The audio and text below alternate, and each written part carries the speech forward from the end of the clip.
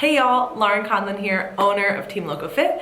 Today's video, we are going to cover where you should be before you start a contest prep. And this is actually a redo of an old video that I made, and it's a really important one because we just had the Arnold last weekend. There were so many amazing athletes competing, and what happens a lot of times with physique competitions is people will see the end result. They see the super lean physique, they see the tan and the stage makeup and the posing and everything, like so glitz and glam, and like all of the great things about competing, right? That's like the fun part, that's why we do it. But a lot of people do not take into consideration where they should be before they even start a prep. This is not just something that's like, hey, I want to diet, let me just get on stage. Much more in-depth and detailed than that. So I really want to cover three different areas: metabolically, hormonally, and psychologically, where you should be before you start a prep. So first and foremost, metabolically, where should you be?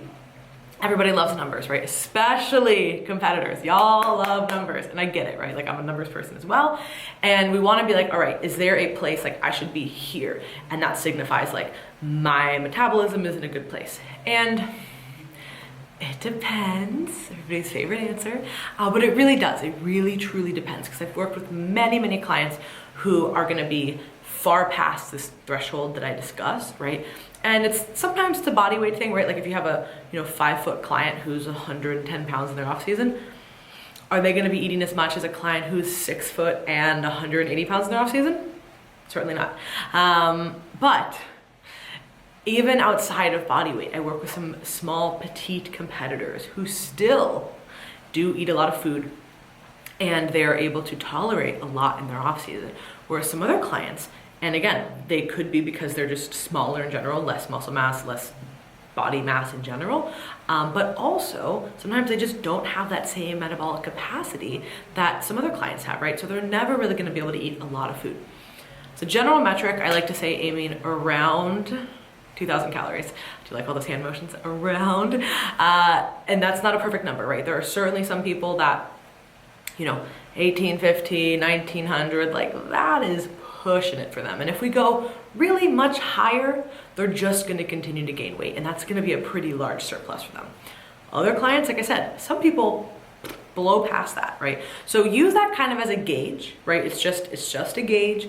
But I do think it's a adequate range, right? Because plus or minus a little bit is still going to be kind of within those normal ranges. I mean, I think, if you're kind of off and on eating and you're kind of averaging 1,400 calories, probably not the best time to start a prep, right? Going to need to work those calories up and need to get consistent, right? That should be a really big baseline here. Regardless of calorie intake, I want the client to be consistent before we start a prep. There is no way that we're going to start a prep and be successful in that prep. Maybe the first few weeks might be successful. Afterwards, absolutely not. So that's number one.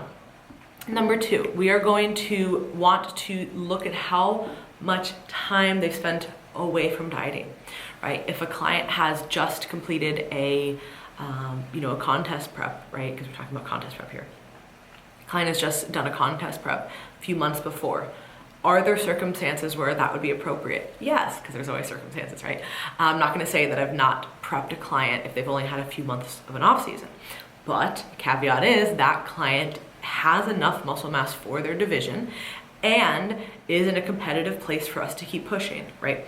So that is certainly one of the things. And that was actually like my next point, is having enough muscle mass for the division that you're competing in. About probably 80 to 90% of people don't have that, right? And this is not just muscle mass overall, but it's muscle mass where you need it, right? So you might be lagging in certain areas, and that's what bodybuilding is all about. Of course, some divisions are going to have a larger emphasis on certain muscle groups than others, right? Clearly, bikini is very, like heavy with glutes, not too heavy because then that would be wellness, I know. But you know what I'm saying? Like there's a big emphasis on glutes there, right? And having glutes when you're very lean is also very different than having glutes in the off season, right? With like a lot of cushion around that. So building enough muscle for the division that's needed is going to take time as far as having calories and time spent away from dieting. So we talk a lot about dieting adaptations, metabolic adaptations, and how all of that compounds. And it really, truly does. And there's not like a perfect equation here for me to say, hey, you spend this much time here, you should spend that much time there. Roughly where, we kind of generally talk about kind of like that 2,000-ish mark, little plus or minus here. It would be like if you spent 6 months in a diet, trying to spend 6 months out of a diet, and that's gonna get you back to baseline. Is that perfect math? Absolutely not. It doesn't always work out that way.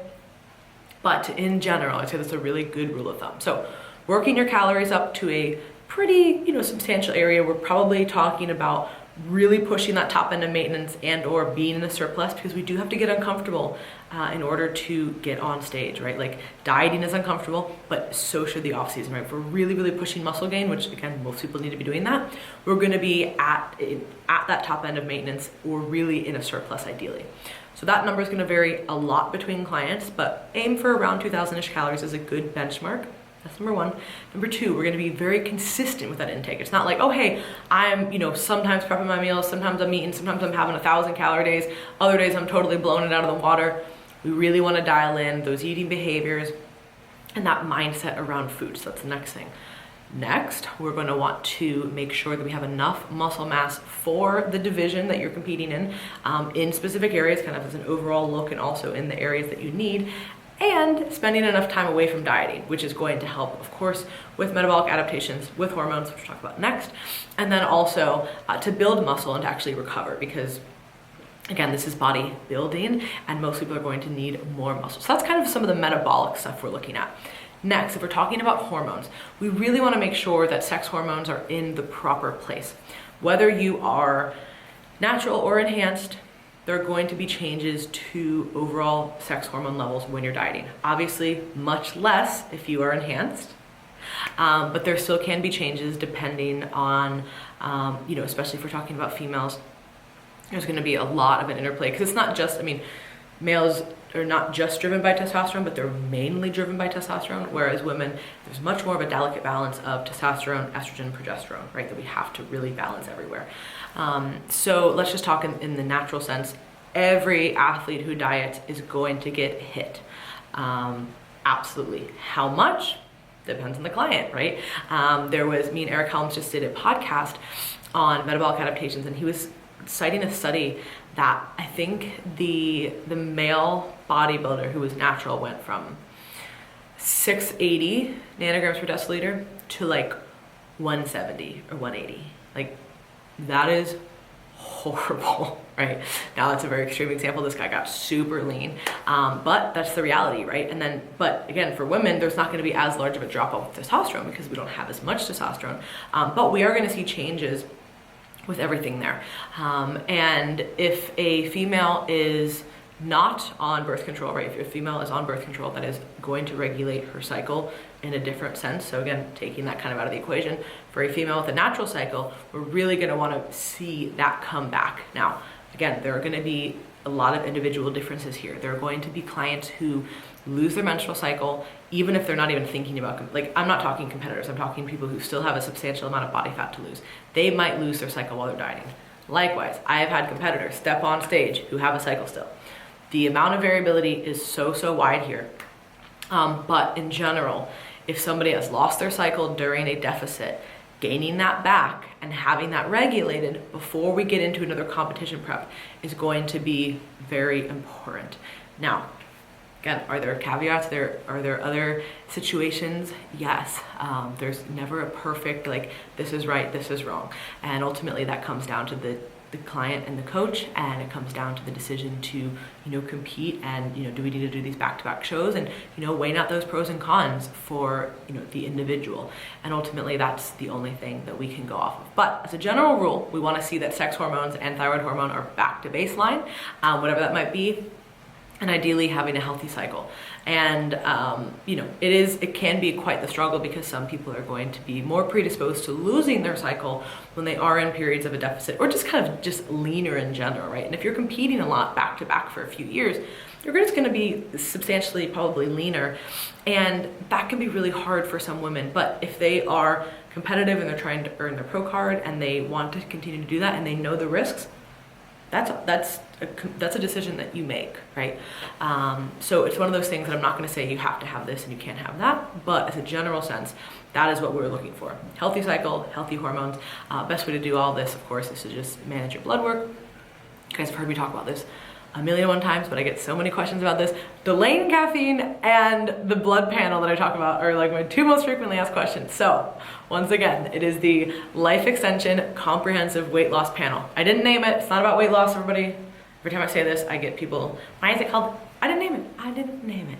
But it goes through everything. It goes through all the sex hormones, thyroid hormone, CRP, vitamin D, all of the like metabolic panels, there's some other stuff on there that I'm forgetting now, cortisol. Like, it goes through a lot of really, really great stuff. So it's a really good, comprehensive, hence the name, blood panel. And not saying that you have to do this, right? You can just get a sex hormone panel, but it is nice to see all those things together.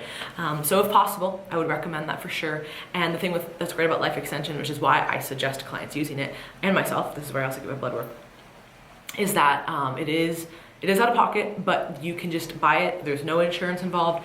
You buy it online, go to a LabCorp, get blood drawn, good to go. So I love that about that company.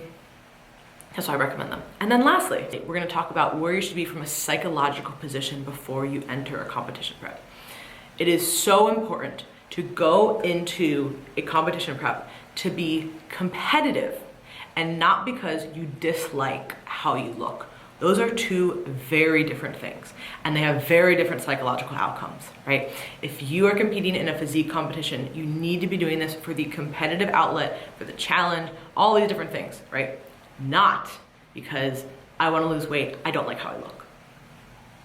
That is going to fuck you so hard afterwards, it is not even funny. I cannot stress that enough, you guys. And when I say be competitive, that doesn't mean like, hey, I'm gonna do a show and I think I'm gonna win the Olympia. That's not it.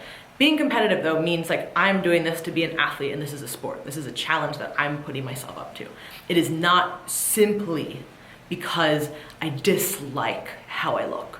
And I literally cannot stress that enough, okay?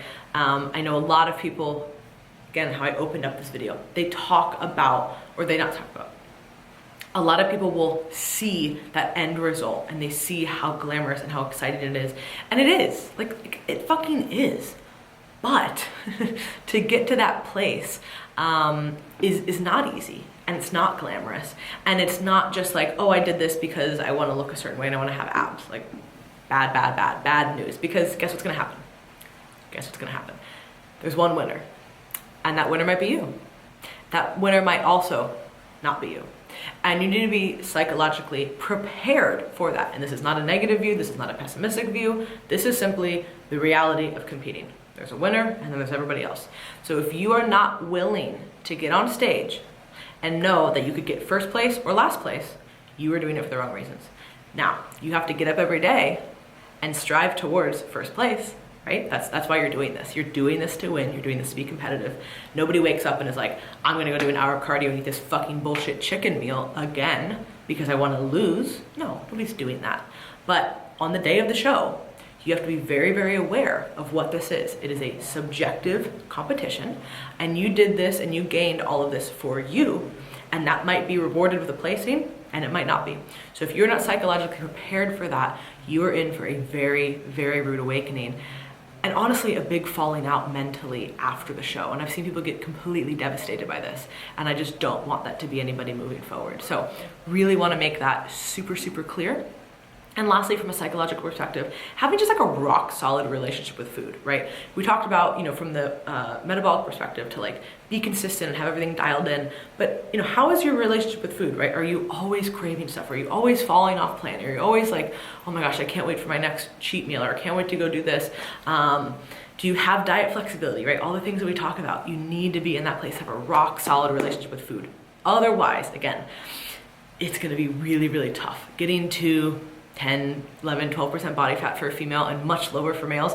If you don't have a great relationship with food, get ready. It's gonna get rocked. So I really hope everybody understands and takes all those things into consideration. I love working with competitors on Team LocoFit. We love our competitors and we love people setting these goals, striving towards them, killing it on stage, learning so much about themselves. Like, it's such an amazing thing, especially to coach an athlete through that. But we do really want to make sure that our athletes and everybody here listening has this kind of like solid foundation going into it and really has established their why. So thank you guys so much for listening. As always, hope you enjoyed this. If you have any other questions, drop them below in the comments. For any other content that we put out and to apply for coaching, you can visit our website, teamlocofit.com, and follow us on Instagram at teamlocofit.